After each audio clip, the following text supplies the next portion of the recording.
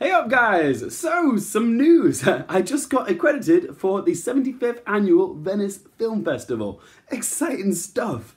And this is awesome news for me because the Venice Film Festival has been on my bucket list for a while of film festivals that I want to attend. I've done the London Film Festival 3 times, I've done Cannes 3 times, but I knew that there was absolutely no way I was going to top the highs of going to Cannes last year because, yeah, you can't really beat the thrill of attending a red carpet premiere of a film that you were in at the Cannes Film Festival. There's just no way to do it. So I thought this year I'm going to try somewhere new and I'm going to go to the Venice Film Festival. And lo and behold, I've finally got the accreditation. I'm definitely going. Flights are booked, accommodations booked. Hallelujah! It's happening. Most film aficionados will know that the Venice Film Festival and the Toronto Film Festival are kind of the unofficial starting shotgun on the race towards award season. Lots of the distributors of the films in the lineup believe getting them into a film festival like Venice or Toronto is their best launching pad to get these films on track, you know, for awards glory at the Golden Globes, the BAFTAs, the SAGs, the Directors Guild Awards, and of course the Oscars. More often than not, the big contenders of the year are unearthed at Venice or Toronto Film Festival. So you can see why I wanted to go. In the last few years, Venice has hosted the world premieres of La La Land, Birdman, and Gravity. Some of my favourite films of the last 5 years. They all opened the Venice Film Festival, and Birdman actually went on to win the Best Picture at the Academy Awards. Anywho, there's a few weeks before I go jetting off to Italy, so it's given me plenty of time to get psyched up for a bunch of the films in the lineup. And because the Cannes Film Festival this year chose not to have any entries that were being distributed by Netflix, it's almost like there's a gift that's been given to the Venice Film Festival because there's this onslaught of films that didn't qualify for Cannes, which can now premiere at the Venice Film Festival. At the Venice Film Festival, we get new work from the Coen Brothers, Luca Guadignino, Yorgos Lanthimos, Paul Greengrass, and Alfonso Cuaron. What have we done to deserve this wonderful bounty of work from all these amazing directors? Thank you, movie gods. Excited is a massive understatement of how I'm feeling right now. Of course, I will do my best to see as many films as possible whilst I'm at the Venice Film Festival. I will be covering them on my channel, but I will also be doing little quick speedy reactions on the new app StarDust. I recently joined that, guys. If you want to see my speedy reactions, be sure to add me on StarDust. That's what it looks like, the little logo, okay? It's a free app, you can download it, and yeah, it basically has loads of film vloggers just basically posting their reactions to the films they've just seen, so I'm going to do that whilst I'm out at the Venice Film Festival. My username is Luke Hearfield, just add me, and for my full reviews, you can catch them on here, okay? So before I fly out there for the Venice Film Festival, I thought I'd do a quick speedy top 10 most anticipated films that I'm going to see at this year's Venice Film Festival. Let's start this off, shall we? In no particular order, let's open this list with the opening film of the festival. 2 years ago, Damien Chazelle had the honour of opening the prestigious festival with his smash hit musical La La Land. 2 years later, he's returning and he gets the same honour again and opens the festival with his dramatic biopic about Neil Armstrong, First Man. Oh, there is a lot to be excited about for this film, guys. We've got Ryan Gosling in the leading role as Neil Armstrong. We've got Claire Foy as his wife, Janet Armstrong. And of course, with Damien Chazelle behind the wheel, the youngest ever recipient of the Best Director Award at the Academy Awards. There is a lot of anticipation to see how he can follow La La Land with this. And yeah, I'm so pumped to see this. Oh, bring it on. Let's just hope it doesn't fail to launch. Alright, so second on the list is the latest film from actor turned director Brady Corbett, and it's called Vox Lux. Not too much is known about this film right now. There's not really any trailers or footage available on YouTube, but all we need to know is that Natalie Portman is playing a punky pop star in it. Sold. That's all I need to know to get excited about this film. It also stars Jude Law and Raffi Cassidy. Okay, so moving on to number 3 of my most anticipated films to see at the Venice Film Festival this year is the directorial debut of Bradley Cooper, and it's called A Star Is Born. Reasons to get excited for this? Gaga. Gaga. Gaga. Yeah, I'm a bit gaga for Gaga. I'm also a really big fan of Bradley Cooper, so I can't wait to see how he directs as well as acts in this. And of course, I'm going to try and bump into Shangela on the red carpet in Venice, because apparently she has a small role in this as well. The early buzz for this film is a buzzin'. It could be a big awards contender, this film. God, I hope it's good. Number 4 on this list is another one that I cannot wait to see. Last year, my favourite film of 2017 was Luca Guadagnino's Call Me By Your Name, and I just could not wait to see what he did next. Thank you, gods, for giving me his follow-up at my first ever Venice Film Festival. You're just too good. And it's called Suspiria, which is a remake of the 1977 horror film by Dario Argento. Give the trailer a watch, guys, okay? It looks twisted, perplexing, and traumatizing.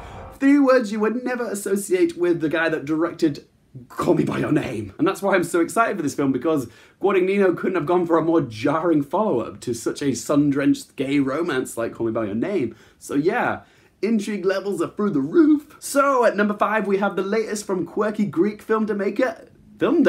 So at number 5 we have the latest film from quirky Greek filmmaker Yorgos Lanthimos with his pitch black English historian.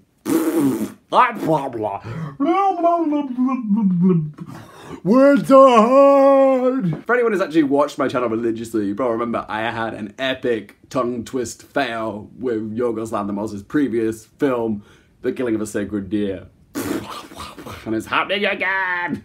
So, at number 5 we have the latest from the quirky Greek film director Yorgos Lanthimos with his pitch black historical drama, The Favourite. Lanthimos doing anything set in 18th century England is enough to draw me in. This film sees Queen Anne, who's played by Olivia Colman, have 2 of her closest friends, Sarah Churchill, who is her best friend and confidant and also secret lover, who's played by Rachel Weisz, and also Sarah's younger cousin, Abigail, who's played by Emma Stone, vying for the status of the Queen's best friend, and so a scramble for power ensues. The trailer alone perfectly captures the style that Lanthimos has become renowned for.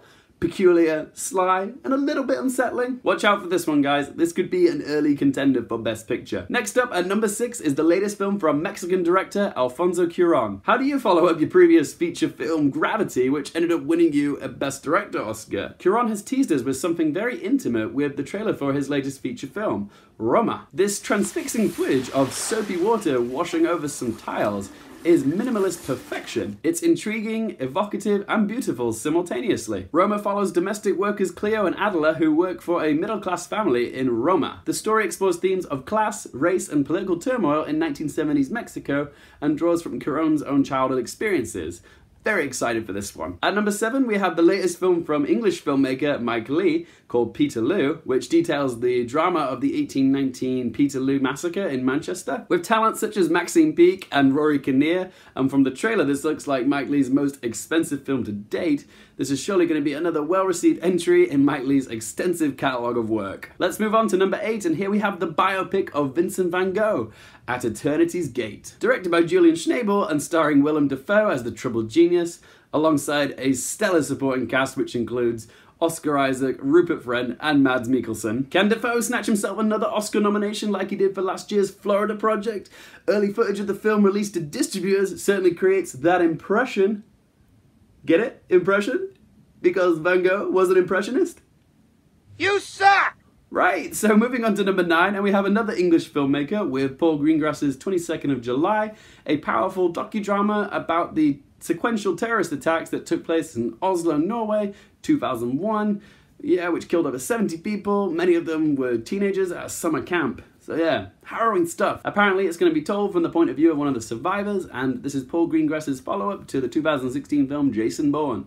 Can't wait to see what he's done next. Right, we're almost done, only one film to go, and there were a bunch of other films that I wanted to talk about, but this is just a top 10, so here are the other films that get an honourable mention that I really want to see, and they include Jennifer Kent's film Nightingale, Jacques Audiard's darkly comedic western The Sisters Brothers, Craig S. Zala's film about police brutality, Dragged Across Concrete, which stars Mel Gibson and Vince Vaughn, The Coen Brothers, The Ballad of Buster Scruggs, which was an anthology series that has morphed into a movie, which has been picked up by Netflix, and not much else is known about it, but yeah, very excited for that, but can't wait to know more about it. And we also get to see the final film from Orson Welles, the finally completed The Other Side of the Wind, which stars John Hudson and Peter Bogdanovich. Who knows, some of these films could end up being my favourites at the festival.